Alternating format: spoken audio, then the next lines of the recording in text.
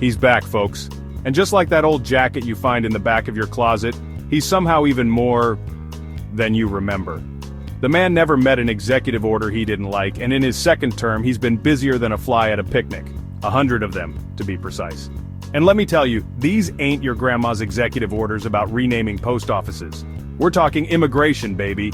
The kind that makes headlines, sparks protests, and has lawyers working overtime. Buckle up, because we're diving headfirst into the whirlwind of Trump's immigration shakeup. This ain't just about building walls, folks. It's about rewriting the rules of who gets in, who gets kicked out, and what it means to be American. We're talking about families separated, dreams deferred, and a whole lot of legal battles brewing. So grab your reading glasses, folks, because things are about to get interesting. Let's start with the big one, shall we? The border. That magical line in the sand that's been the source of political headaches since, well, forever. Trump's answer? Declare a national emergency, of course, because nothing says calm and measured response like sending in the troops. Now, I'm no general, but I'm pretty sure the Army wasn't trained to process asylum applications. But hey, who needs expertise when you've got good old-fashioned fear-mongering, right?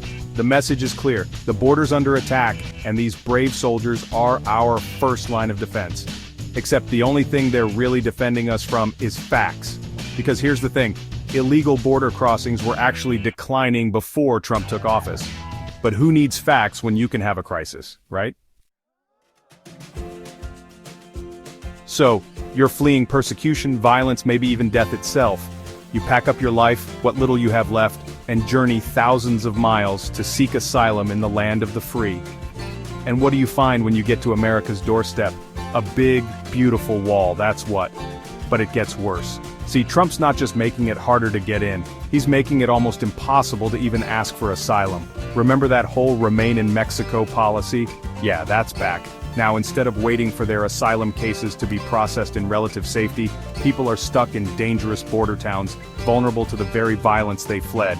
It's enough to make Lady Liberty herself shed a tear, folks. And that's saying something because I'm pretty sure that statue's made of copper.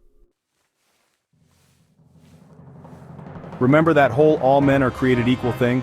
The foundation of American democracy? Yeah, well, Trump's decided it's time for a rewrite. His target? Birthright citizenship. That little constitutional guarantee that says if you're born on U.S. soil, you're a citizen, no matter what. Now, I'm no lawyer, but even I know that messing with the Constitution is a big deal. It's like trying to fix your car engine with a spork. You might be able to poke around a little, but you're probably going to do more harm than good, and that's exactly what's happening here. Trump's executive order is facing legal challenge after legal challenge. But hey, who needs the Constitution when you've got a pen and a whole lot of ambition, right? Section 5. Reversing the tide, Biden's legacy undone. Remember those 4 years when America wasn't, well, yeah, Trump remembers, and he's making it his personal mission to erase every last trace of the Biden administration. Executive orders are being reversed faster than you can say Obamacare. Climate change? Not happening. Paris Climate Accord? See you later. Racial equality, LGBTQ rights, common sense gun control? Gone, baby. Gone. It's like someone hit the rewind button on progress and we're all stuck watching the horror show unfold. Think you're safe from this political circus because you're a humble government employee? Think again, bucko. Trump's coming for you too. He's slapped a hiring freeze on federal positions. He's dragging everyone back to the office, kicking and screaming because apparently remote work is a communist plot. And don't even get me started on Schedule F. This little gem allows him to fire civil servants who disagree with him. You know, because nothing says democracy like silencing dissent. The message is clear. Fall in line, or get lost. It's enough to make you want to update your resume and invest in a good pair of running shoes. So, how's America reacting to all this, you ask? Well, it's about as divided as a Thanksgiving dinner with your crazy uncle who thinks the earth is flat. On one side, you've got the Trump faithful, cheering every executive order like it's a touchdown at the Super Bowl. They say he's finally putting America first, securing the border, and making America great again, one deportation at a time.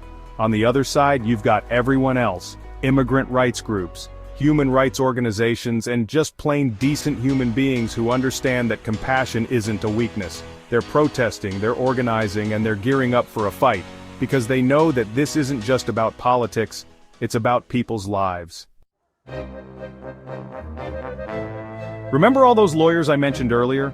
Well, they're about to earn their paychecks, because every single one of these executive orders is facing legal challenges. From the ACLU to the Southern Poverty Law Center, organizations are lining up to take Trump to court. And they've got a point. See, executive orders aren't magic wands. They can't just rewrite laws or violate the Constitution. And when it comes to immigration, Trump's playing fast and loose with both. So yeah, get ready for a legal showdown for the ages, folks. Because this fight is far from over. So where does this all leave us? In a word, uncertain. Trump's immigration policies have thrown the system into chaos. Families are being torn apart, asylum seekers are being turned away, and the American dream is starting to feel like a distant memory. But here's the thing about America. We've been through tough times before. We've faced down challenges and emerged stronger on the other side. And we will do it again. Because at the end of the day, America is more than just a set of laws or a piece of land. It's an idea that welcomes the stranger, that embraces diversity, and that believes in the power of hope. And that's an idea worth fighting for.